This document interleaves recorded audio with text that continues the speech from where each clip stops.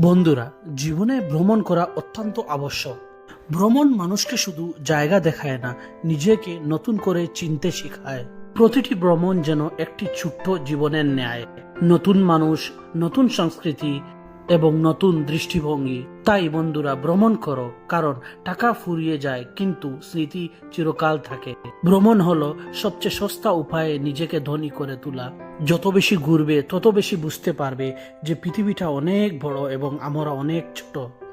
ভ্রমণ হলো জীবনের সেরা শিক্ষা। তাই বন্ধুরা, জীবনটা হলো খুব ছোট। তাই এক জায়গায় বসে পড়ো না, বেরিয়ে পড়ো ভ্রমণের উদ্দেশ্যে। তাই প্রতি বছর অন্ততপক্ষে নিজের শহরের বাইরে একবার যাও, নতুবা আপনি এগিয়ে হয়ে যাবেন। যদি স্বপ্ন দেখো তাহলে ভ্রমণ করো, কারণ স্বপ্ন পূরণ হয় ভ্রমণ পথে চলতে চলতে। বন্ধুরা, জীবন কিন্তু একবারই আসে। ঘরে বসে এই জীবনটা এইভাবে কাটিয়ে দিও না। ঘর থেকে বাহির হও এবং পৃথিবীটা দেখো। ধন্যবাদ।